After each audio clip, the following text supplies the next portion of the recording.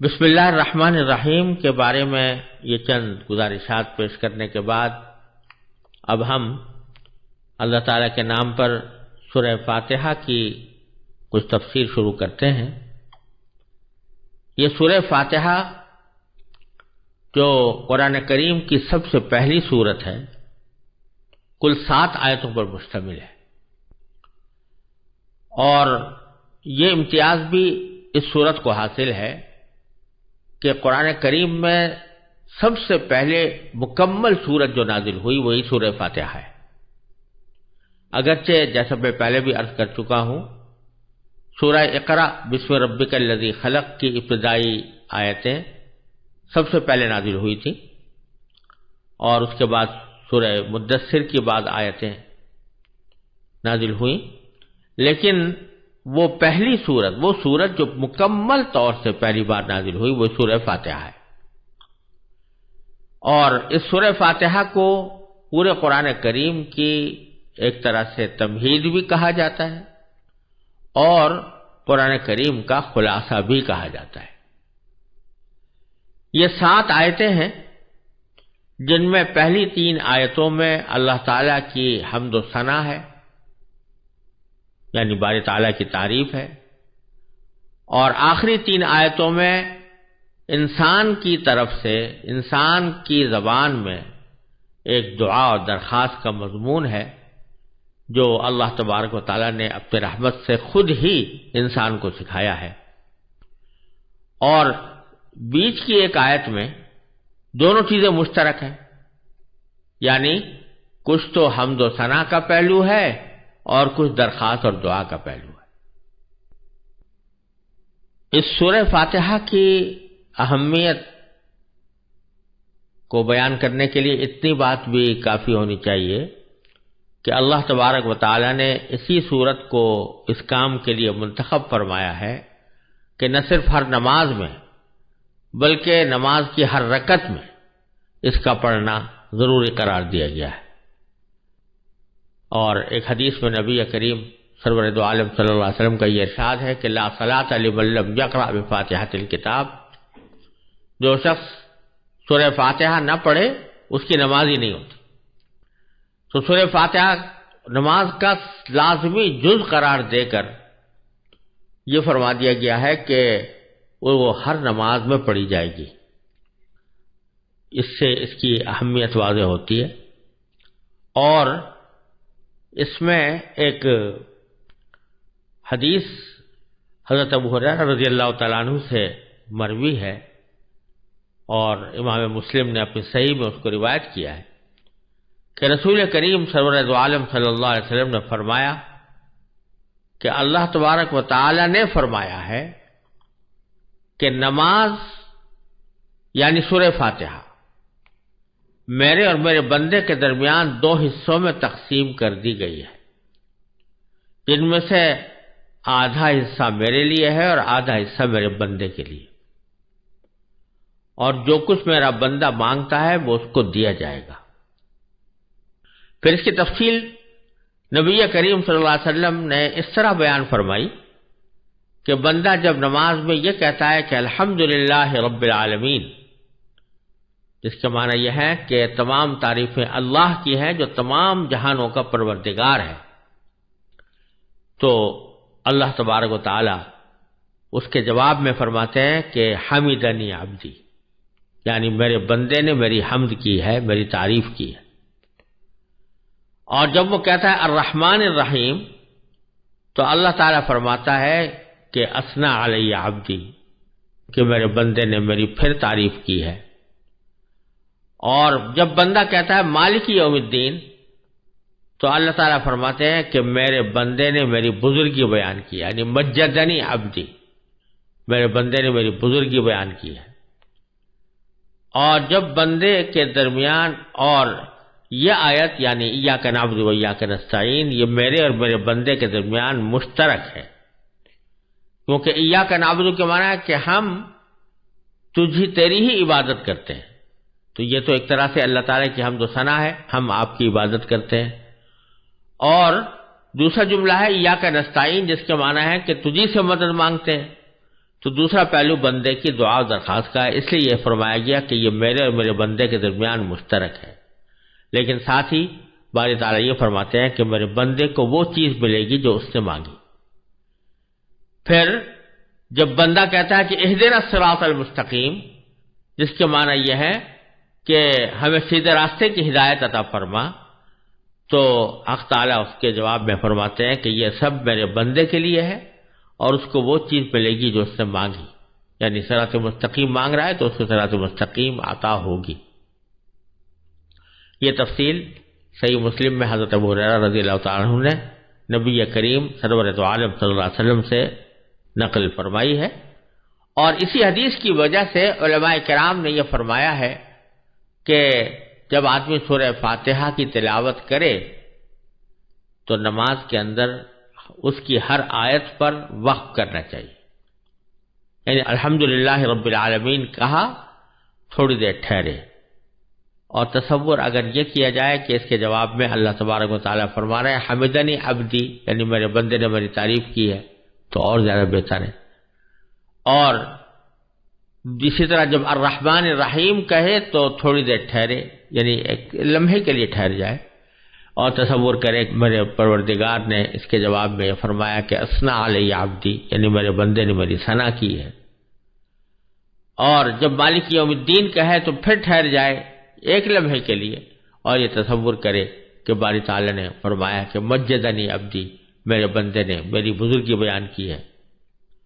اور اسی طرح ایاک نعبد و ایاک نستعین اور اہدنا الصراط المستقیم میں بھی، تو ہر آیت پر وقف کرنا زیادہ بہتر ہے۔ اور علماء کرام یہ فرماتے ہیں کہ ایسی یہ بات کوئی اچھی نہیں لگتی کہ ہر فقرے کے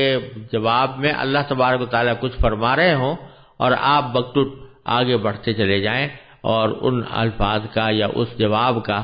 کوئی انتظار یا اس کا کوئی موقع آپ نہ چھوڑیں اپنی تلاوت کے درمیان، تو یہ اچھی بات نہیں ہے۔ اس لیے علماء کرام نے فرمایا کہ ہر آیت پر تھوڑا وقف کر کے اس کو پڑھنا چاہیے۔ اب اس سورہ فاتحہ کی سب سے پہلی آیت ہے الحمدللہ رب العالمین۔ اس کا ترجمہ یہ ہے کہ تمام تعریفیں اللہ کی ہیں جو تمام جہانوں کا پروردگار ہے۔ یہ آیت ہے تو چھوٹی سی، لیکن اس کے دو حصے ہیں۔ ایک میں اللہ تعالیٰ کی تعریفیں بیان کرنے کا ذکر ہے اور دوسرے میں اللہ تبارک و تعالیٰ کی خاص صفت یعنی رب العالمین بیان فرمائی گئی ہے۔ جہاں تک پہلے جملے کا تعلق ہے کہ الحمدللہ، اس کے معنی یہ ہے کہ تمام تعریفیں اللہ کی ہیں۔ حمد کا لفظ عربی زبان میں تعریف کے لیے بھی استعمال ہوتا ہے اور شکر کے لیے بھی استعمال ہوتا ہے۔ یہاں دونوں ترجمے کیے جا سکتے ہیں، لیکن تعریف کا ترجمہ کرنا اس لیے زیادہ بہتر ہے کہ یہ شکر کو بھی شامل ہے۔ تعریف زیادہ عام چیز ہے اور شکر خاص چیز ہے، تو اللہ تبارک و تعالیٰ دونوں کا مستحق ہے، یعنی اس کی تعریف بھی ہونی چاہیے، اس کا شکر بھی ادا کرنا چاہیے۔ لہذا اس کا جب ہم ترجمہ تعریف سے کریں گے تو اس میں شکر خود بخود شامل ہو جائے گا، اور شکر خود بخود اس درجہ شامل ہو گیا ہے کہ الحمدللہ کا لفظ یہ اللہ تعالیٰ کا شکر ادا کرنے کے لیے ایک مشہور فقرہ بن چکا ہے، اور عام حالات میں بھی جب آدمی اللہ تعالیٰ کا کوئی شکر ادا کرتا ہے تو الحمدللہ کہتا ہے۔ اس میں الحمد میں جو الف لام ہے اس کے بارے میں علماء کرام نے عربی زبان کے قواعد کے لحاظ سے اس کا ترجمہ کیا ہے کہ تمام تعریف۔ الحمد ویسے تو مفرد کا لفظ ہے تعریف، لیکن جب الف لام اس پر داخل ہو گیا تو اس کا ترجمہ یا اس کا مطلب علماء کرام نے تمام تعریفیں کیا کہ تمام تعریفیں اللہ کی ہیں۔ یہ ایک عجیب اور عظیم حقیقت کی طرف اشارہ ہے، اور وہ یہ کہ یوں تو انسان دنیا میں رہتے ہوئے بہت سی چیزوں کی تعریف کرتا ہے۔ کوئی عمارت اچھی بنی ہوئی ہے، کہتا ہے بڑی اچھی عمارت ہے۔ کوئی باغ اچھا خوشنما ہے، تو کہتا ہے بڑا اچھا خوبصورت باغ ہے. کوئی جنگل ایسے خوشنما نظر آتا ہے تو کہتا ہے بھائی بڑا ایک دل فریب جنگل ہے. کوئی پہاڑ کے مناظر اچھے نظر آتے ہیں تو کہتے ہیں بڑی دل فریب مناظر ہیں. تو تعریفیں تو دنیا میں بہت ساری ہوتی رہتی ہیں، مختلف چیزوں کی ہوتی رہتی ہیں، لیکن یہ جملہ اس طرف توجہ دلا رہا ہے کہ جو بھی دنیا میں تعریف کی جائے، کسی بھی چیز کی تعریف کی جائے، حقیقت اگر دیکھو تو وہ اللہ تبارک و تعالیٰ کی ہی تعریف ہوگی. وجہ اس کی یہ ہے کہ جب آپ کسی چیز کی تعریف کرتے ہیں تو حقیقت میں وہ اس کے بنانے والے کی تعریف ہوتی. اگر آپ کسی عمارت کو دیکھ کر یہ کہیں کہ یہ بڑی شاندار عمارت ہے، بڑی خوبصورت عمارت ہے، بڑی مستحکم عمارت ہے، بڑی اچھی لگ رہی ہے، تو اس کا مطلب یہ ہوتا ہے کہ اس کے بنانے والے نے خوب بنایا ہے اس کو. یہ حقیقت میں اس کی کاریگری کی تعریف ہے، اس کی انجینئرنگ کی تعریف ہے، اس کی آرکیٹیکچر کی تعریف ہے، اور جس شخص نے بھی جن لوگوں نے اس کے بنانے میں حصہ لیا ہے ان کی تعریف. اگر آپ کسی کتاب کے بارے میں تعریف کرتے ہیں کہ یہ فلاں کتاب بڑی اچھی ہے، بڑی مفید ہے، بڑی نافع ہے، اس کو پڑھنے سے بڑا فائدہ ہوتا ہے، تو حقیقت میں وہ کتاب کی تعریف نہیں ہوتی، بلکہ کتاب لکھنے والے کی تعریف ہوتی ہے کہ اس نے اس کو بہترین طریقے سے لکھا. تو یہ ایک عام دستور کی بات ہے کہ کسی بھی چیز کی تعریف حقیقت میں اس کے بنانے والے کی تعریف ہوتی ہے، اس کے موجد کی تعریف ہوتی ہے. تو اس لحاظ سے اگر دیکھا جائے تو کائنات کی جتنی چیزیں ہیں سب اللہ تبارک و تعالیٰ کی پیدا کی ہوئی ہیں. جب اللہ تبارک و تعالیٰ کی پیدا کی ہوئی ہے تو ان کی اگر کوئی تعریف کی جائے گی تو پھر وہ حقیقت میں اللہ تعالیٰ ہی کی تعریف ہوگی. اگر آپ کسی پھول کو دیکھ کر کہہ رہے ہیں کہ بڑا خوبصورت ہے تو مطلب اس کا یہ ہے کہ بنانے والا بڑا عظیم الشان ہے، یعنی اللہ تبارک و تعالیٰ. اگر آپ کسی باغ کو دیکھ کر کہہ رہے ہیں کہ یہ بڑا خوبصورت ہے تو حقیقت میں وہ اللہ تبارک و تعالیٰ کی تعریف ہے. اگر آپ کسی آسمان کے اوپر نظر آنے والے ستاروں کی تعریف کر رہے ہیں کہ یہ بڑے چمکدار ہیں، بڑے خوبصورت ہیں، تو حقیقت میں وہ اللہ تعالیٰ کی تعریف ہے، اس لیے کہ وہ اللہ تعالیٰ ہی کے بنائے ہوئے ہیں. تو الحمدللہ کا جملہ جو ہے یہ اس حقیقت کی طرف اشارہ کر رہا ہے کہ دنیا میں کوئی چیز حقیقت میں براہ راست قابل تعریف نہیں. اگر کوئی چیز قابل تعریف ہے تو وہ اللہ تبارک و تعالیٰ کی ذات ہے اور اسی کی طرف تمام تعریفیں لوٹتی ہیں. یہ معنی ہوئے الحمدللہ. اور پھر جو اگلا جملہ ہے کہ جو تمام جہانوں کا پروردگار ہے، رب العالمین، تو اگر غور سے دیکھو تو یہ پہلے جملے کی دلیل ہے. الحمدللہ کے معنی ہوئے تمام تعریفیں اللہ کی ہیں، رب العالمین اس کی دلیل ہے. کیوں ہے؟ اس لیے کہ وہی پروردگار ہے تمام جہانوں کا. تمام جہان اسی کے پیدا کیے ہوئے ہیں، نہ صرف پیدا کیے ہوئے ہیں بلکہ ان کی پرورش وہی کر رہا ہے. ایک تو ہوتا ہے پیدا کرنا اور ایک ہوتا ہے اس کی پرورش کرنا. پرورش کرنے کے معنی یہ ہوتے ہیں کہ ہر زندگی کے ہر لمحے میں اس کو جس چیز کی بھی ضرورت ہے وہ مہیا کی جائے. تو رب العالمین کے معنی یہ ہوئے کہ اللہ تبارک و تعالی نے تمام جہانوں کو پیدا بھی کیا ہے اور پیدا کرنے کے بعد ان تمام جہانوں کو جس جس چیز کی ضرورت ہوتی ہے اس چیز کی فراہمی کا ذمہ بھی اللہ تعالی نے خود لے رکھا ہے اور وہی چیز اس کو پہنچائی جاتی ہے، جس کو قرآن کریم میں دوسری جگہ فرمایا وَمَا مِن دَابَّةٍ فِي الْأَرْضِ إِلَّا عَلَى اللَّهِ رِزْقُهَا يَعْلَمُ مُسْتَقَرَّهَا وَمُسْتَوْدَعَهَا، کہ زمین میں کوئی چیز ایسی نہیں ہے، کوئی حرکت کرنے والا کوئی جانور ایسا نہیں ہے کہ جس کا رزق اللہ نے اپنے ذمے نہ لے رکھا ہو، اور وہ رزق اس کو پہنچاتا ہے، اسی جگہ پہنچاتا ہے. تو رب وہ ہے کہ جو اس کے مصلحت کی خاطر اور اس کی حکمت کی خاطر اس کو فائدہ پہنچانے کے لیے اس کی خیر خواہی کے پیش نظر ایسے اقدامات کرے جس کی اس کو ضرورت ہے. تو باری تعالیٰ تمام کائنات کے لیے، تمام جہانوں کے لیے وہ یہ اسی طرح کی تربیت فرمانے والے ہیں، اور جو ذات اس طرح تربیت فرما رہی ہو تو ظاہر ہے کہ تعریف کی سزاوار اور اس کی اصل مستحق وہی ہے. اس لیے فرمایا گیا کہ تمام تعریفیں اللہ کی ہیں جو تمام جہانوں کا پروردگار ہے۔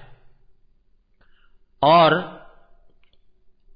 عالمین کا لفظ جو یہاں پر استعمال کیا گیا ہے، جہانوں، یہ جمع عالم کی ہے، عالم جہان کو کہتے ہیں۔ بظاہر تو ہمارے